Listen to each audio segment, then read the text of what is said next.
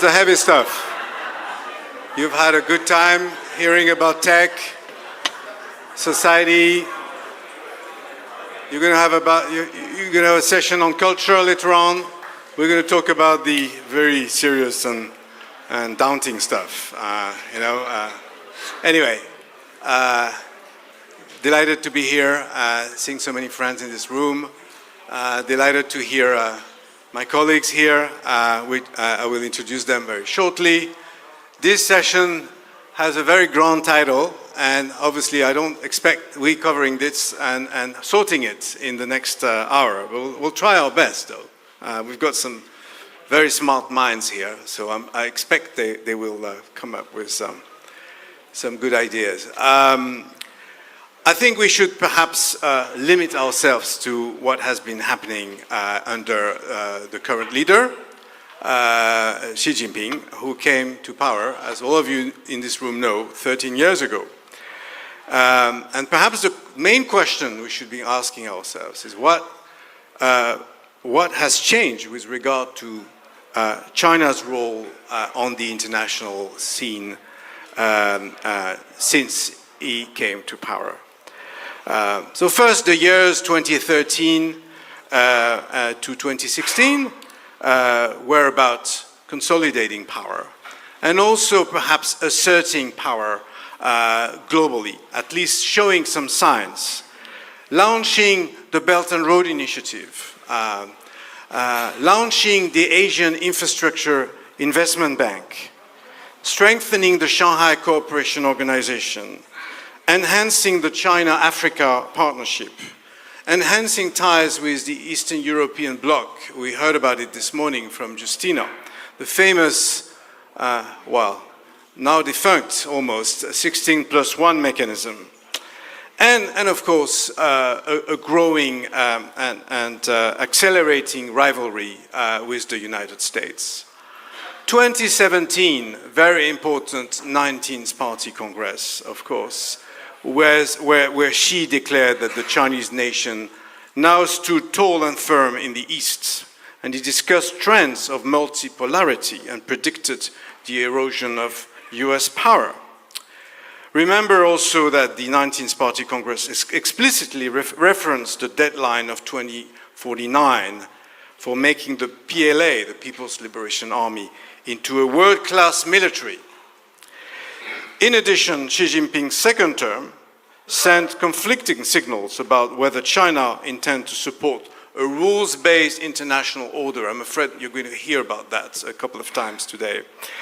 Think about the South China Sea, for example. Then we had the 20th Party Congress in 2022, which took place in a much deteriorated international environment.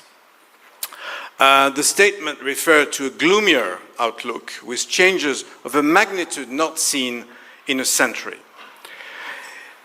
It refers to China's Global Development Initiative and Global Security Initiative, two schemes announced by Chairman Xi in 2021 and 2022, respectively. So, of course, on top of this, you had the war in Ukraine, which was launched by Vladimir Putin, and no need to repeat that, and following his visits to Beijing, and the close partnership between Russia and China. So, we're not going to talk too much about EU-China relations. I think we've covered that. We need to say something about US-China relations, and we do have somebody from the United States, my colleague Lyle Morris. We have Marc Julien, who is the director of the Center for Asian Studies at IFRI, the French Institute for International Relations. So we're going to hear from Marc on the EU's views on China's rise and what I call China's assertiveness on the global order. We're going to hear from our friend Wang Zichen from the Center for China and Globalization based in Beijing. So he came all the way from Beijing. Thanks very much for that. And Zichen was just spent a year in the US and at Princeton University. And I think he will have a very interesting perspective. Lyle is in charge of the national security and foreign policy pillar at the Center for China Analysis, my center, in New York, sorry, in Washington, and he was previously at the Department of Defense.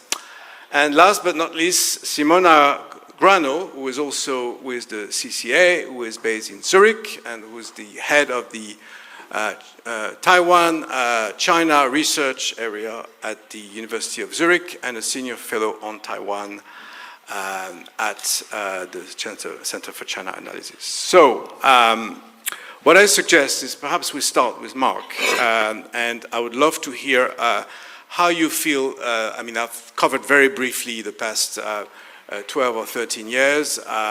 There's a lot happening. There's an acceleration of history. Many people have written about that, including your colleague, Thomas Gomar. How, from your point of view, as somebody who's traveled to Asia extensively, how do you see this? How do Europeans and European analysts see this rise? Then perhaps I'll ask the same question to Lyle after that. Mark, you have. Thank you very much, Felix. It's working. Thank you very much for having me today. I'm delighted to be here in this wonderful place. Congratulations to Asia Society for this wonderful event. I'm very happy to be part of it and to share this wonderful panel. So, a European perspective on the China's rise. I may choose the easy start, starting with 2019 and this, threefold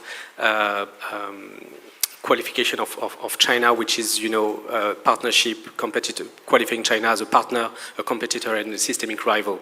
So this was back in 2029, and things have evolved quite drastically ever since, because at that time, these three pillars of partnership, competition, and systemic rivalry was quite consensual among Europeans, because any country, member states could choose whether China is more a partner, more a competitor, or more a systemic rival.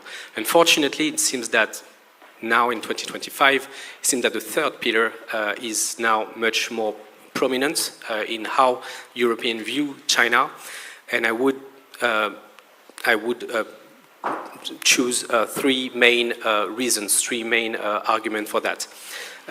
First of all, it will be because usually the systemic, before that, the systemic rivalry were mostly conceptual, meaning that to acknowledge that Europe and China have different views, different definition of what is democracy, what are human rights, or what is rule of law.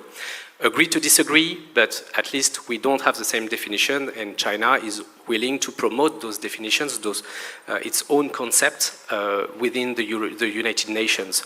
So again, agree to disagree, but we have to acknowledge that we disagree on those points. So this was perhaps the origin of this systemic rivalry. Now it's much more concrete, much more immediate, because we have a very immediate crisis, especially on the European soil, where we cannot ignore the position of China. Obviously, I'm talking about the war in Ukraine.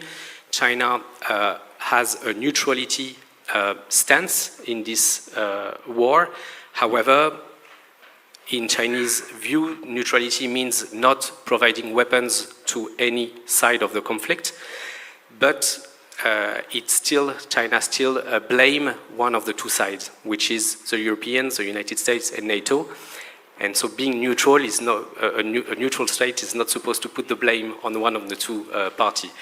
So this is something that is creating strong distrust within European leaders and European parliaments. And this is something that touches directly European security and the stability and some would say is a vital issue for the European Union as a whole. The second issue is the Taiwan Strait question.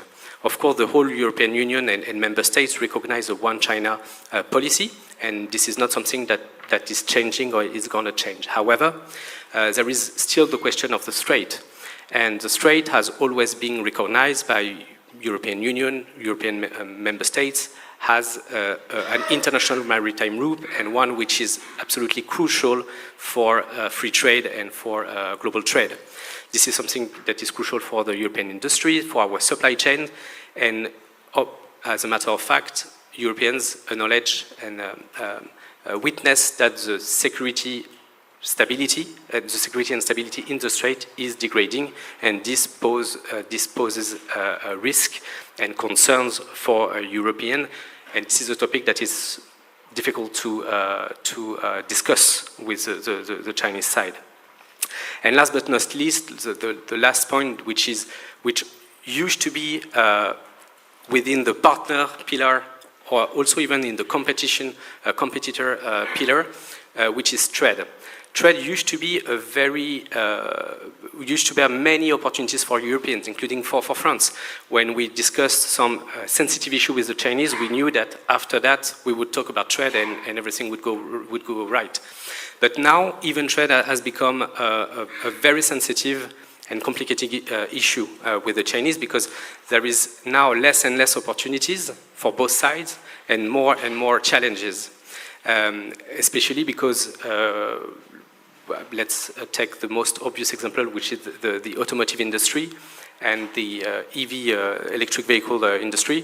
I don't want to dig into the debate of who is responsible for what. Clearly, the Europeans have not moved faster enough in this realm. China also bears some responsibility in terms of subsidies and so on and so forth. But I think both sides need to recognize that we are each facing a very, very strong dilemma. Europe is facing a strong dilemma because it is lagging behind in those technology, in the electric vehicle sector, but it has a huge industry. It's more than 3 million jobs across Europe. And it's not only about France or Germany, it concerns almost all member states in Europe. Everybody has a role in the automotive supply chain. So this is something that we cannot ignore. And by the way, in China, Weiwen, the maintaining stability, is a very core concept of the Communist Party. So this is something that is somehow also true in Europe. We also have our leaders, the European Union needs to safeguard our social stability. And with this large industry covering the whole Europe, the competitiveness of China bears huge risk for those 3 million jobs, and this could have very, very serious consequences for the social stability, economic stability, and political stability of Europe. So this is something that we take very, very seriously. This is our problem, but China also needs to acknowledge that we are facing this very strong problem. And on the other way around, Europe also needs to acknowledge that China is also facing a very, very strong dilemma. China's economy is not in a very good shape these days, and it needs to, since the domestic demand is very, very low, consumption is very low, it needs to produce a lot in order to produce wealth, to produce growth, and it needs to export this production. So we have to acknowledge also that China is facing very, very strong challenges at home when it comes to employment, to economic growth, and it needs to export. So at some point, we need to compromise. We need to acknowledge each other's dilemma and to negotiate and find a compromise. Usually we finish on a positive note, but we are just a few days, a couple of weeks before the EU-China summit in Beijing, and I must be honest, I'm not very, very optimistic in the sense that I don't really see both parties moving forward each other, and that's a problem because China and Europe is facing a trade war with the United States. So if there was a momentum to work together, it would have been perhaps now, but I don't see any positive options coming out anytime soon. So just to conclude, China is more and more regarded from Europe as a challenge in terms of the global order because of trade, globally speaking, but also because of the role China plays at the international level in the UN, but also in international crisis, especially in the Ukrainian war, which is the most important security and diplomatic issue for you Europeans. Thank you very much. Thank you very much, Mark. And the good thing is I've asked you to speak first, so you've done all the negative stuff, and now I'm going to turn to Lyle, who comes from Washington, who's going to give us so many good news about US-China relations. And so Lyle, to be serious, I mean, because it's not really a laughing matter, but what would be the security and defense implications of the US-China competition, particularly in the Indo-Pacific, since this is the region which we haven't spoken about too much today, but actually it's a region of huge tensions. Later on, Simona will address the Taiwan issue, but we can talk about the South China Sea, we can talk about the military competition, and of course, we are under a relatively recent administration, which has done quite a few things since January. But I'd love to hear your thoughts about all of this. Thanks, Philippe. I'm sorry to disappoint, but I may continue the maybe a little bit pessimistic view from Washington, but I think it's important to share.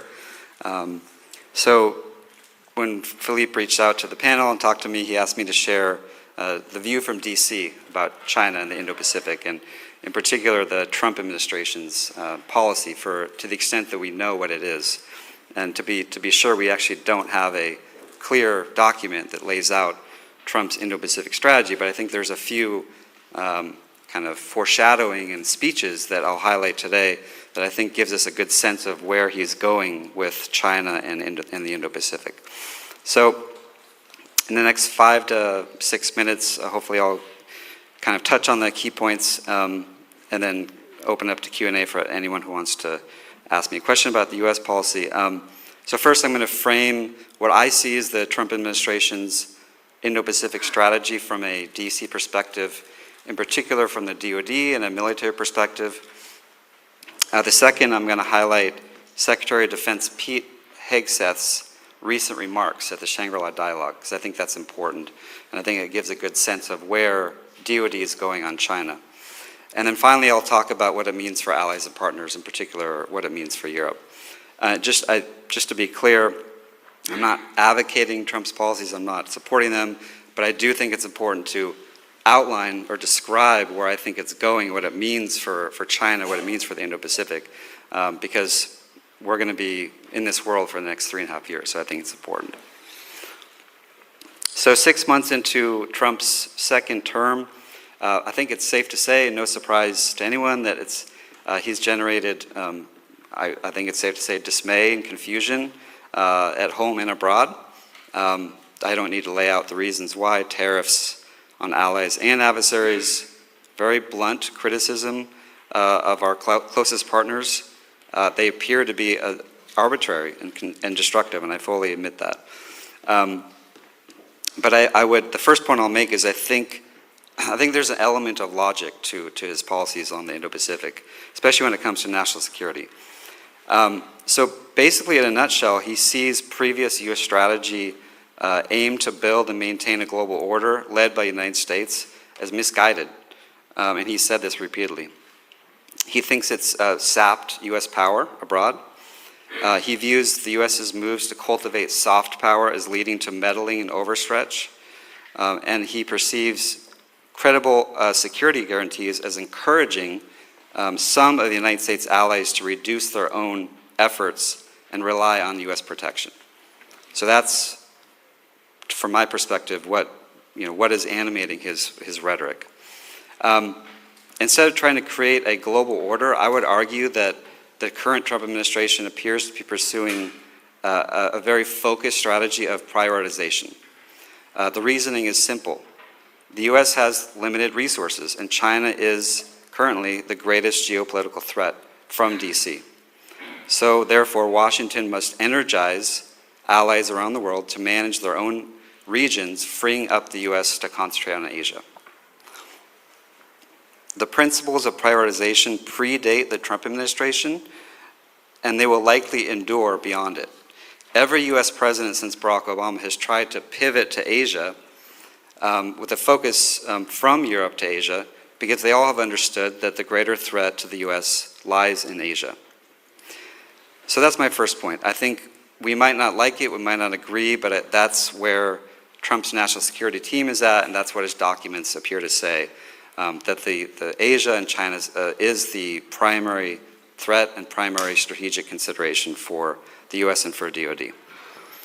My second point is, I think Pete Hegseth's speech at Shangri-La in Singapore was probably the best indicator we have of where DoD's thinking is on the Indo-Pacific and China. So I'm going to quote a few of his speech, because I think it's important to kind of just level set with how we and how DoD views China. So this, first of all, his speech is very China-centered. Again, not a surprise to other Secretary of Defense's speeches in the Shangri-La dialogue. So he talked about China as the single most important national security priority after the defense of the US homeland. He warned, for example, that China seeks to become a hegemonic power in Asia and dominate and control the Indo-Pacific region. The overall goal from his perspective and from the US strategy then must be to, quote, ensure that China is not allowed to dominate us, to dominate US allies and partners.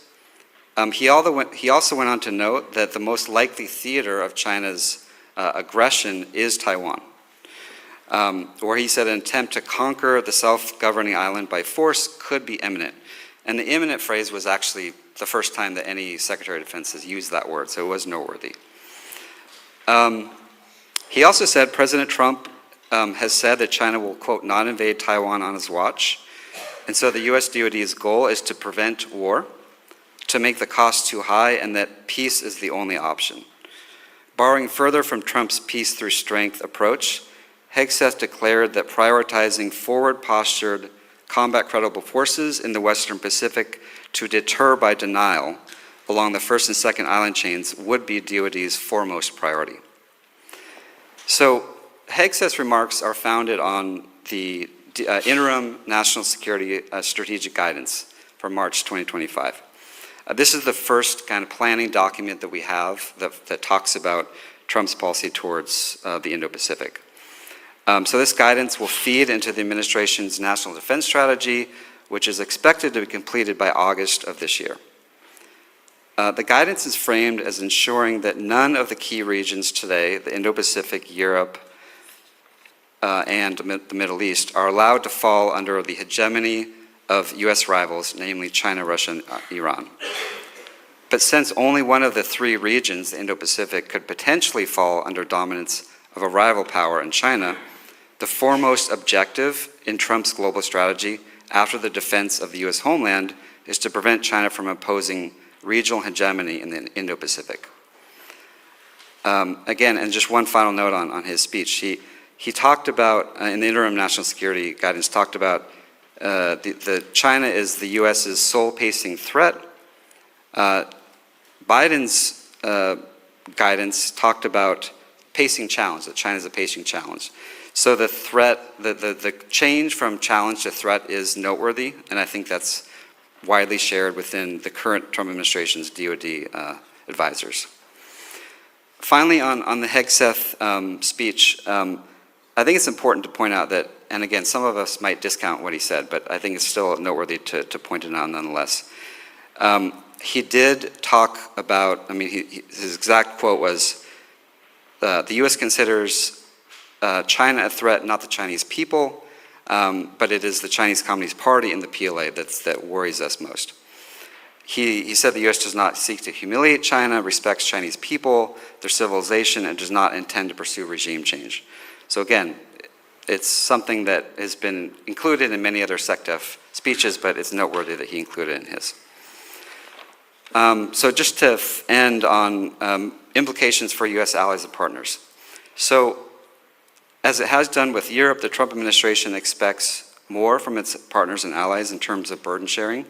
Countries in Asia, Higgs has said, should take inspiration from increased defense spending in Europe.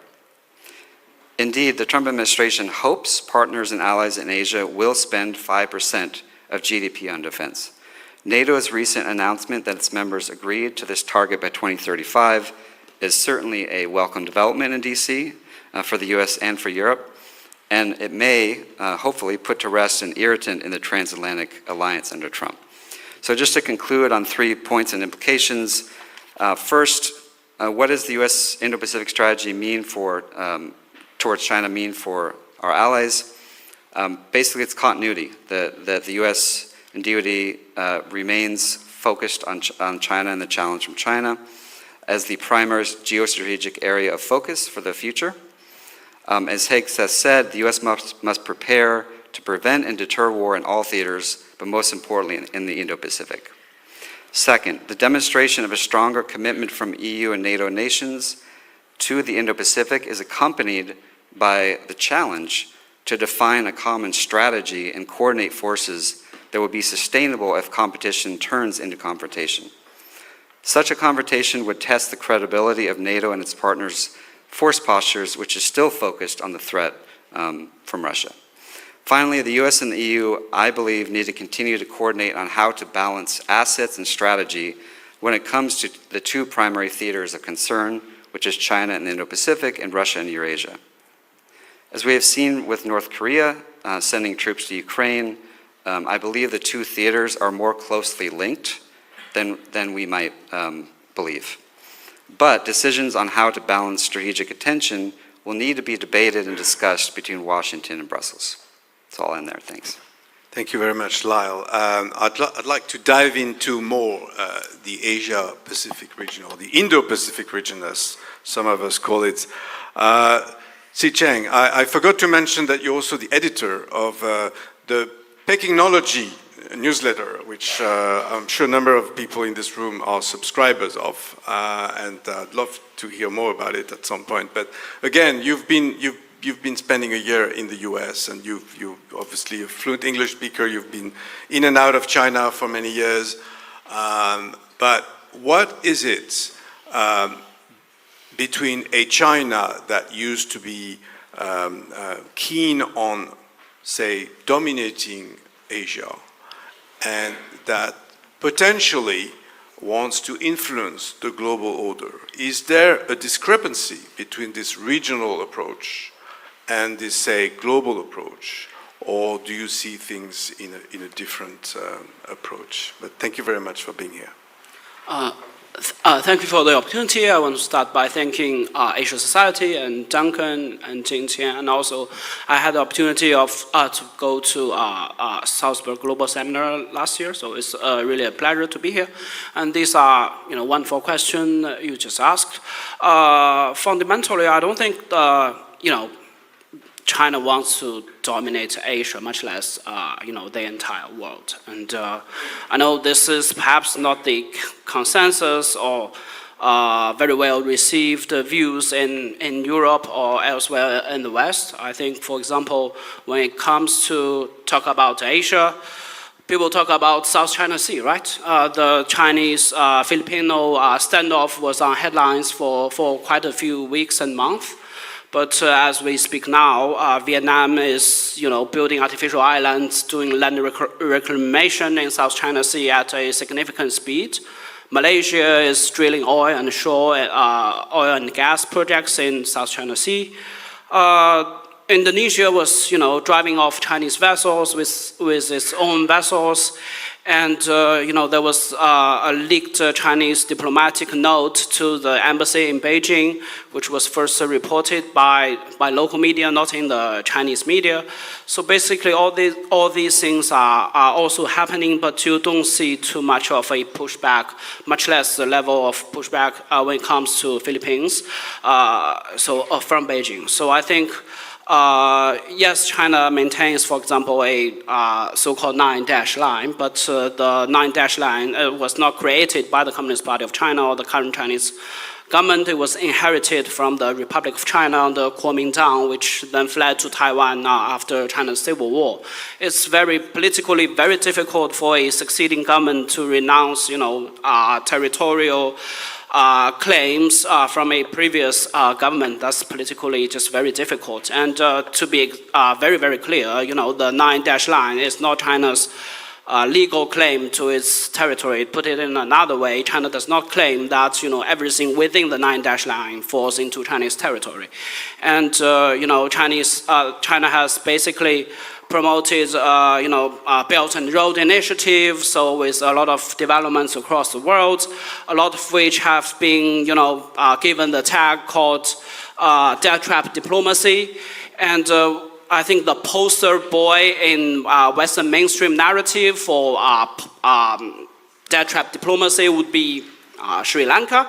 In the most well-read, reputable newspaper in the world, you have 2 or 3 dedicated long stories about basically how China trapped Sri Lanka into basically a 99-year lease of a key port over there. But when you really examine the sort of stories, when the Chinese survey ship Yuan Wang 5 wanted to dock there, it's not even a warship, because of political pressure from India.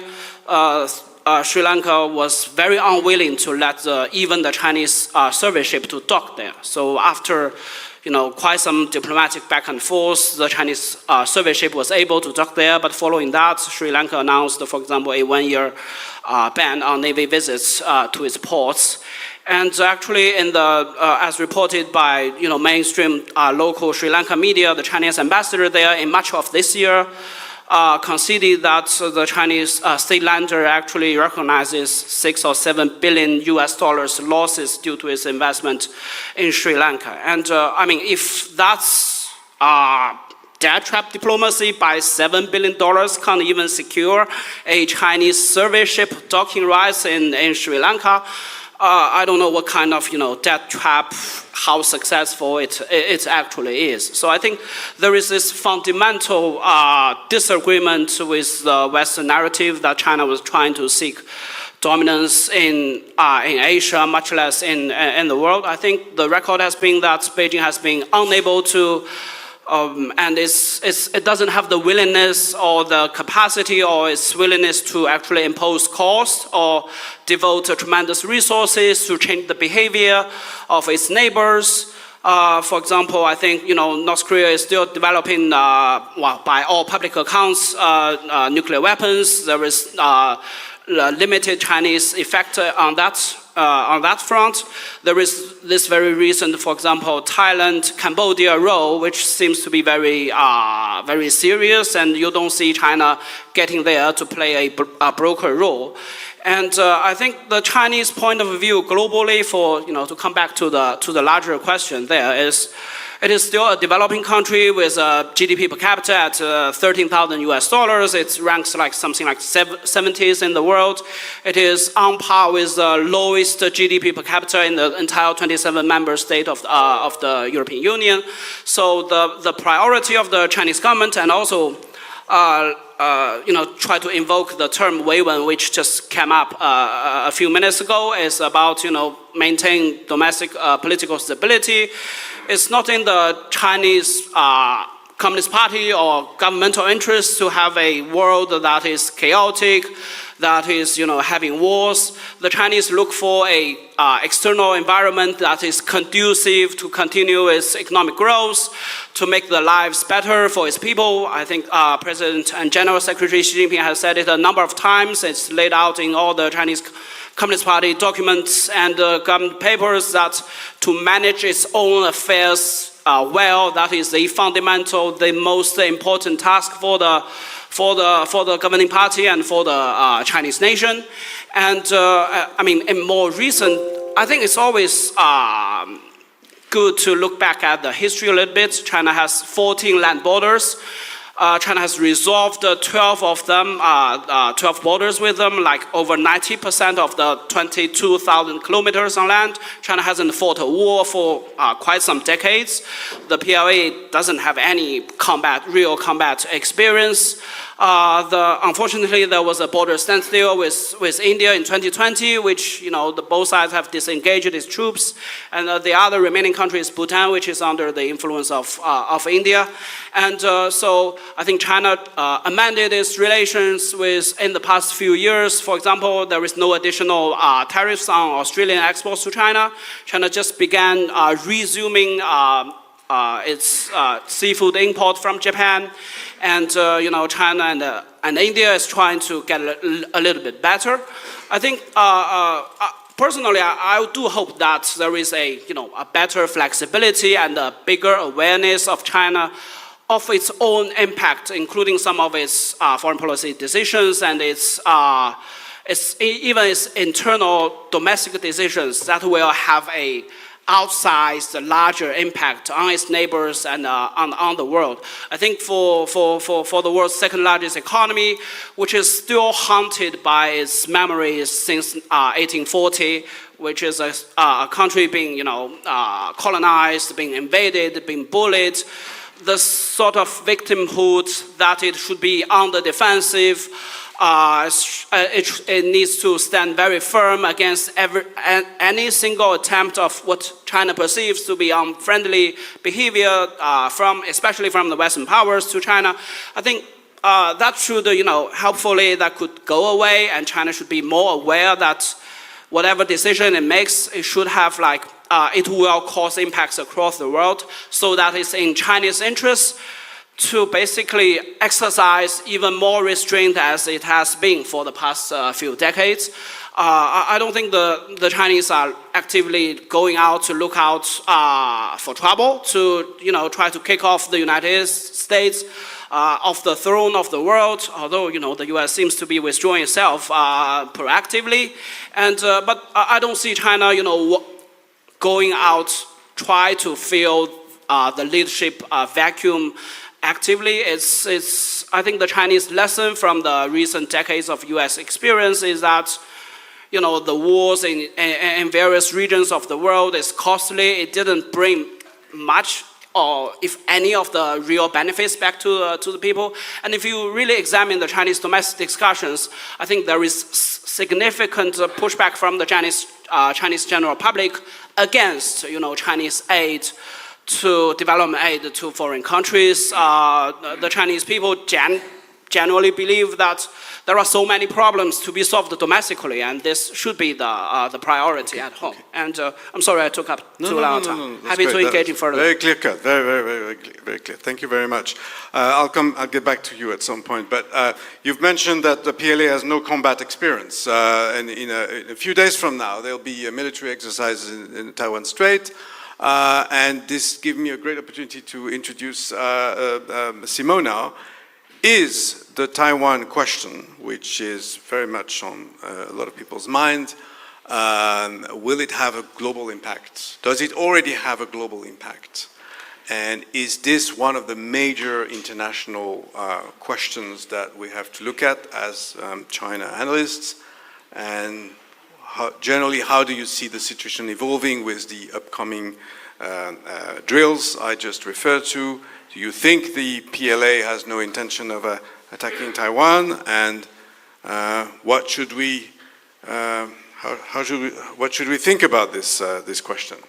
That's a variety of angle I should be treating in 2 minutes, because in 2 minutes we should be starting with a Q&A. I'll try my best. So you mean global impact for the whole world or for China, as you said, in the world? Okay. So of course it has a global potential and a global impact, and part of it we have discussed already and we see already. I think it's a rather new thing in Europe and also not in America. America, of course, for historical reasons, already has a very different relationship with the Republic of China, Taiwan. It has the TRA and so on and so forth. But for Europe, I would say until about the year 2018-19, Taiwan was there. It was important, but certainly not in terms of a national security issue, which we now talk about as well. Mark also mentioned it a little bit before. And it certainly was not, I think in Europe we were not aware of the global ramification and implications of a conflict happening in that part of the world, may it be a blockade or a full kinetic conflict.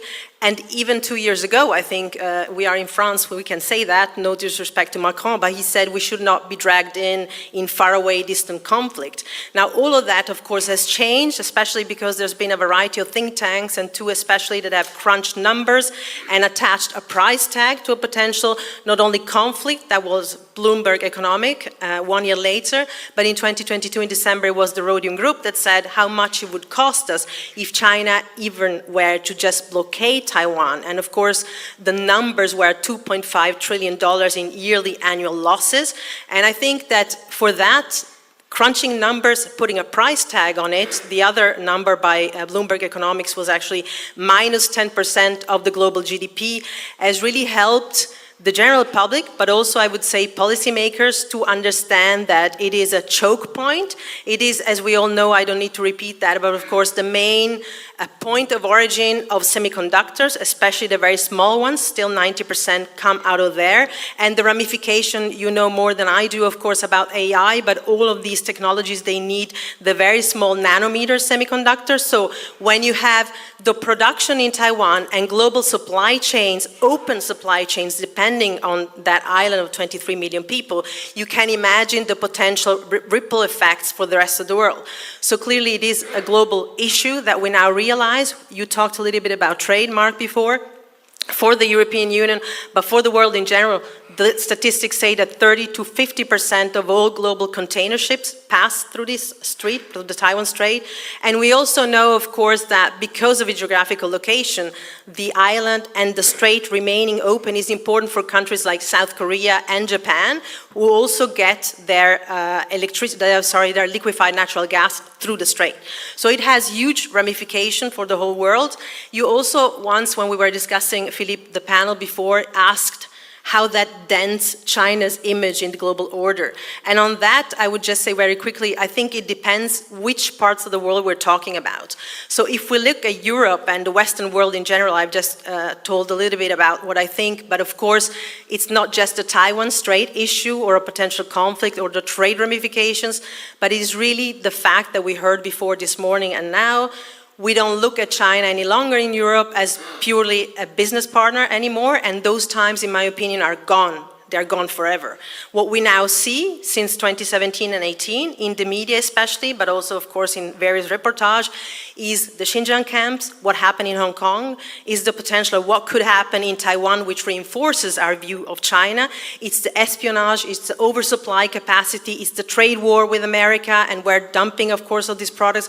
So the Taiwan issue dents China's soft power in that sense, because it adds to another layer of complexity and problems that we see on top of all the, of course, espionage cases we have heard of in Europe, in Germany especially, coming out of China.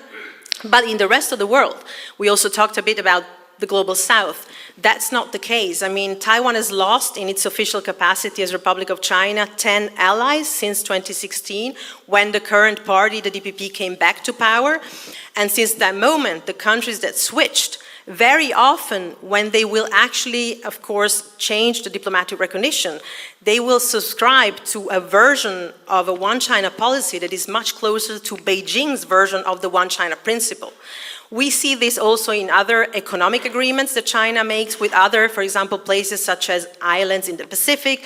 All of these places don't care that much about the Taiwan issue. So I would divide the global dent that the Taiwan issue does to China into two parts of the world, the Western world and, to a certain extent, of course, the global South.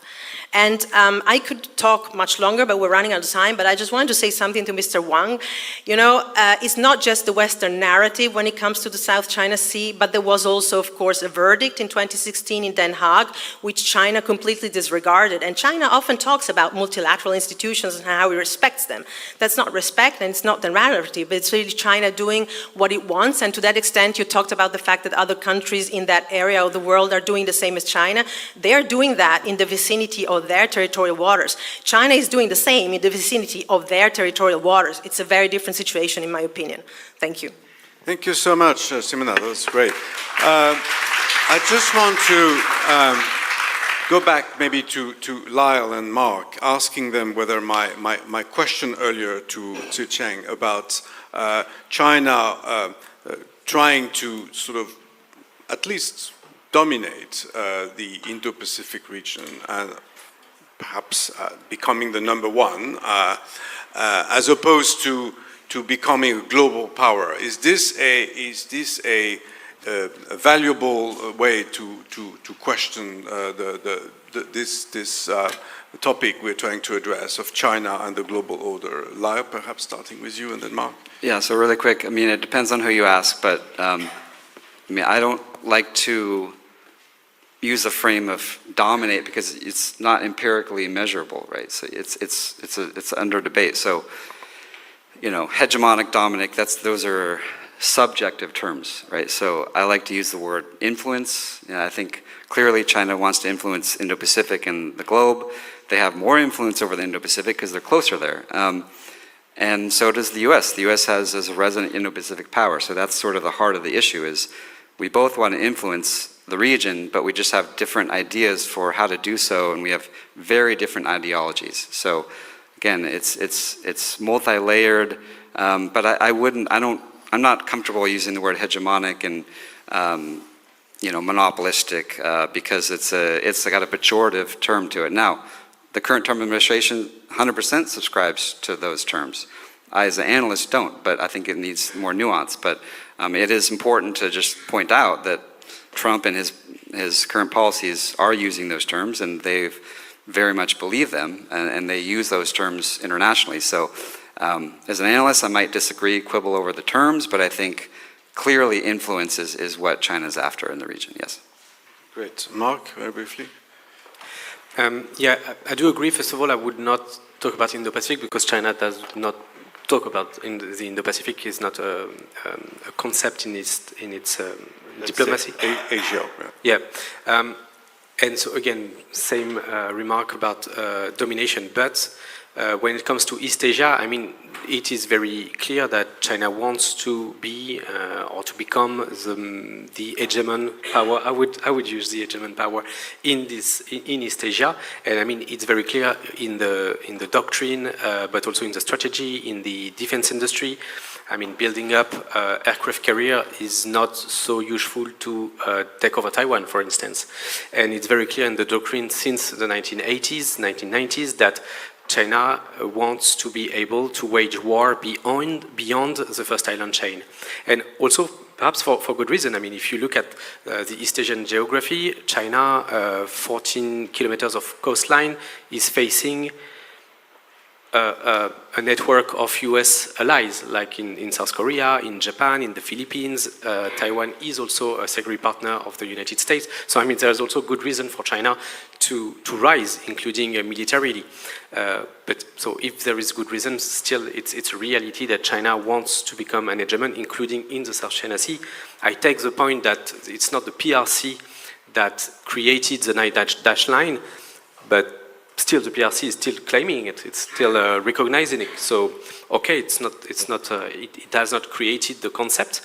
But I would be also interested to push Zechang a bit forward on what do they claim. As far as I understand, all the territories within the Nine Dash Line, or perhaps I misunderstood, are claimed to be Chinese territory. I mean, the islands and including and even more so artificial islands. So yes, there is good reasons, but we have to face the reality that China is willing to become the hegemon, and perhaps it's not the best in the best interest of all its neighbors, from India, even Pakistan, to South Korea, and including Southeast Asian countries. It's not necessarily in their best interest. Okay, great. We don't have a consensus, obviously. We have 10 minutes for a couple of questions. Yes, the lady there. Thank you very much. Making up for previously, I have a question, and it goes back to all of you on the panel, but particularly my US colleague. We're talking about influence, and I want to keep bringing Africa back on this conversation with China. Because if we're fundamentally talking about influence and China's influence, there's a continent that is actually where China has been, you know, in so many ways, just kind of like defining what influence looks like. And if we look at let me use some data point to actually share light on what I'm sharing here. Until the early 2000s, Chinese and US trade with Africa were pretty much on par. Today, Chinese trade with Africa is almost 4 times, let me say this again, 4 times larger than the US trade with the African continent. 4 times, and it's growing, and it's growing, and it's growing. And it's not only Africa, it's the island nations, it's parts of the Pacific. So if we here talking about, and I think China has a completely different approach that the African continents are much more aligned with, and there are historical conditions that make China a much more attractive partner for many continents. I think DRC right now is a center stage with critical minerals, how this is being played out. And I wonder, like, how do we actually talk about that particular conversation around economic development, China's approach, and how do we reconcile that tension if we are talking about influence and knowing there is a blur between influence and dominance? It's a great question. We need about 2 hours for that, and we have 5 minutes. So we'll take a couple very quick ones. And yes, gentlemen here, and well, okay, and someone here. Sorry. Thank you. This has been fascinating. My name is Felipe. I just finished the Schwarzman Scholarship Program at Tsinghua, and I'm here in Paris. I had a question about Europe's role in light of this sort of emerging, now perhaps even arguably Chinese-led order.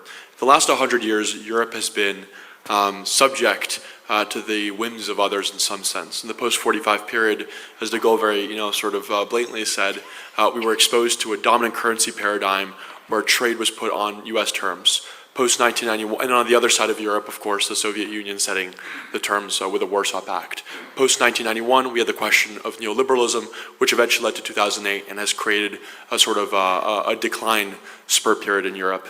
And so now, to just put that all together, in light of what seems to be an impending collapse of the liberal international order, which we're speaking of, are there particular places, perhaps in the co-construction of defense agreements, in the operationalization of financial currency, where you see Sino-European cooperation to be essential so that Europe doesn't get caught in a squeeze, but can co-participate in some form of creation of the emerging paradigm and world order? Thank you.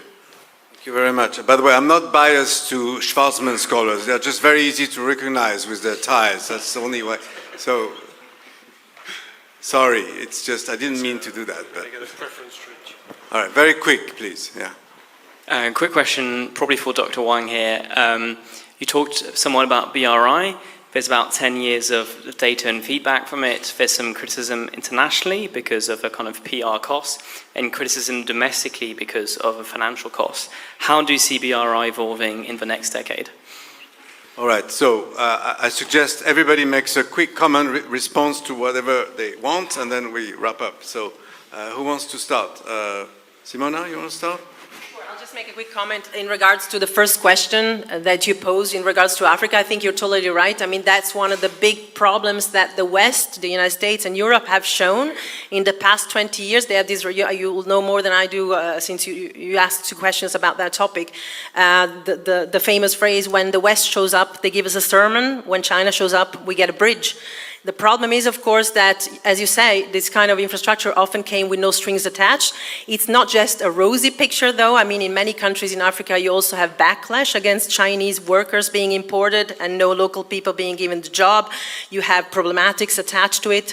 But, of course, I think that the main problem of the West, I mean, Europe has proposed a couple of options. What was it, Build Back a Better World, and Biden as well, which so far have taken not too much of a space, but to sort of like occupy the space that China's occupied. I think that's the main problem we have had in the West.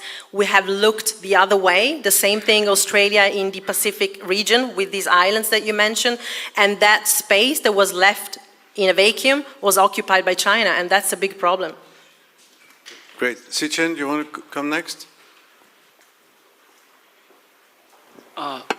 Thank you for the question. I think when it comes to Africa, for example, the Chinese foreign minister started his year every year with a visit to African countries. And on the other hand, I think, for example, it would be very rare for U.S. Secretary of State or President to visit Africa. So I think China does attach a completely different level of emphasis on Africa. And on the BRI question, to be brief, I think if you really examine the Chinese official statements, the latest characterization is called 小而美, small and beautiful. And so small means like, the sort of investment into these projects would be like considerably smaller than it used to be. Beautiful means like it needs to be more carefully selected. I think the Chinese was like, BI is going to take us another 2 hours, and I think the idea is that I think the Chinese were thinking that they could do something, these projects that are commercially viable by, state-guided, including state bank lending or maybe commercial bank lending. But it turns out to be that a lot of these projects in different countries just commercially, it turned out to be very, very challenging. I think it turned out to be more difficult than many of the Chinese expected. And so I think, yes, there is always this saying, Chinese long-term thinking and careful planning, but it is still in a way to find out and in transition into, when it gets more familiar with all these foreign interventions and projects overseas.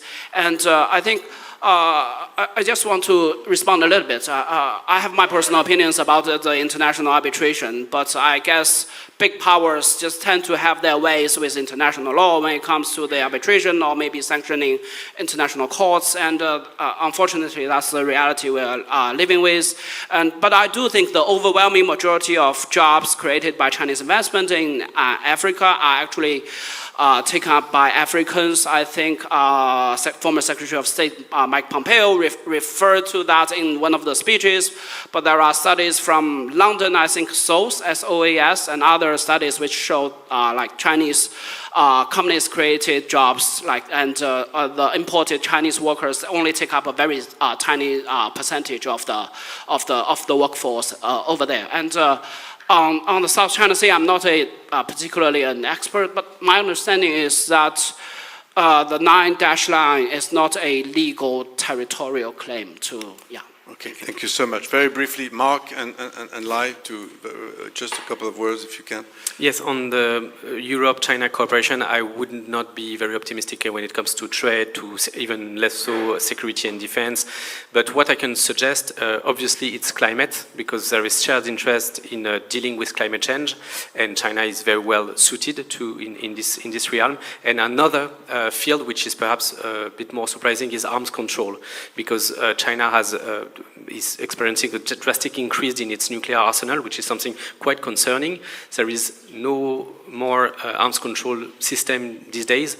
I don't think that the United States or Russia are the most well-placed to negotiate, and Europe can be, especially France as an independent nuclear power. So this is perhaps something, a field where we can discuss and negotiate. Lyle, any hope for China and the global order as a concluding remark? Wow, that's quite a question to leave me with. So to very quickly respond to the first question, I 100% agree with you. No pushback from me. We, the U.S., dropped the ball in Africa starting in the early 2000s. When China had FOCAC, we were watching intently and we had no response to what FOCAC was doing. So I would just add that Africa is a great case study of China meeting the needs of a continent where the U.S. could not. They needed infrastructure. The U.S. was not in a position to do that. And China could offer it at a much cheaper price than any U.S. company could, even Japan. So I give full credit to China. I think the U.S. dropped the ball. And I will just say that closing USAID is the exact worst thing that the U.S. could do when it comes to our Africa policy. Thank you very much, all four of you. Great Talk in Paris. Thank you.